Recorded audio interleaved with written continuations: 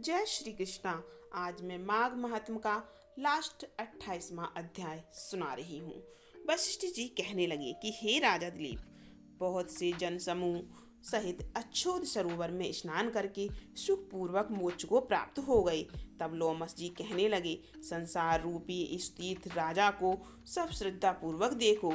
यहाँ पर 33 करोड़ देवता आकर आनंद पूर्वक रहते हैं। यह अक्षय वट है जिनकी जड़ें पाताल तक गई हैं, और मार्कंडेय ऋषि प्रलय के समय भगवान इसी अक्षय वट का आश्रय लेते हैं। यही शिव जी की प्रिय भगवती भागीरथी हैं, जिसकी सिद्ध लोग सेवा करते हैं। यह गंगा स्वर्ग के हेतु पताका है। इसका जल पीकर मनुष्य मुक्त हो जाते हैं। हे मुनि, सभी प्राणी इस नदी को यमुना से मिली हुई पाते हैं। इसका संगम बड़े पुण्य से प्राप्त होता है। इसके स्नान से जन्म मृत्यु रूपी दावानल से कोई नहीं तपता, परंतु ज्ञान प्राप्त करके मुक्त हो जाता है। यहाँ पर स्नान करने से सभी प्राणी बिना ज्ञान के भी मुक्त हो जाते हैं। इसीलिए ब्रह्मा जी ने यहाँ यज्ञ करने की इच्छा की थी। इसी संगम में भगवान विष्णु ने स्त्री प्राप्ति की इच्छा से स्नान करके लक्ष्मी जी को प्राप्त किया। यहाँ पर त्रिशूलधारी शिव जी ने त्रिपर दैत्य को मारा था, और प्राचीन काल में उर्वशी स्वर्ग से गिरी थी तथा स्वर्ग पाने की इच्छा से यहाँ पर ही उसके स्नान करने से नहुस कुल के राजा ययाति ने वंशधर पुत्र प्राप्त किया।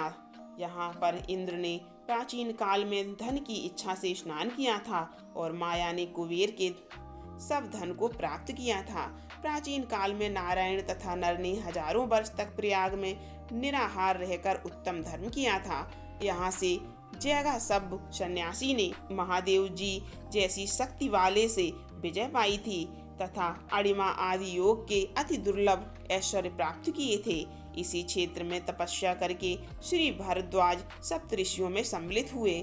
जिन्होंने भी यहाँ स्नान किया सबको स्वर्ग की प्राप्ति हुई। इसीलिए हमारे विचार से तुम त्रिवेणी में स्नान करो। इस स्नान से पहले किए हुए तुम्हारे सब पाप नष्ट हो जाएंगे और संपूर्ण वैभवों को प्राप्त हो जाओगे।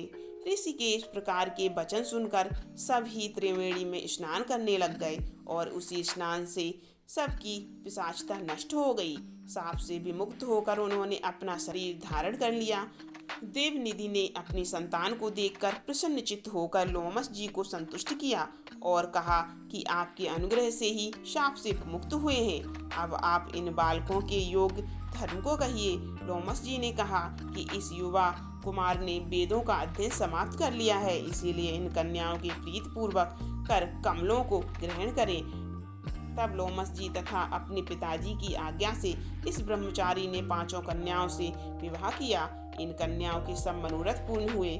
जिसके घर में लिखा हुआ यह महत्व पूजा जाता है, वहाँ नारायण जी पूजे जाते हैं। उसका तीर्थ में प्रयाग में, गंगा सागर में, देवालय में, कुरुक्षेत्र में तथा विशेषकर काशी में इसका पाठ अवश्य करना चाहिए। पुष्कर तीर्थ में ग्रहण के अवसर पर इसके पाठ का दुगना फल मिलता है, और मरने पर वैष्णव पद को प्राप्त होता है। आज संपूर्ण माघ महात्म के 28 अध्याय समाप्त होते हैं। लाइक जरूर कीजिए और चैनल को सब्सक्राइब कर लीजिएगा।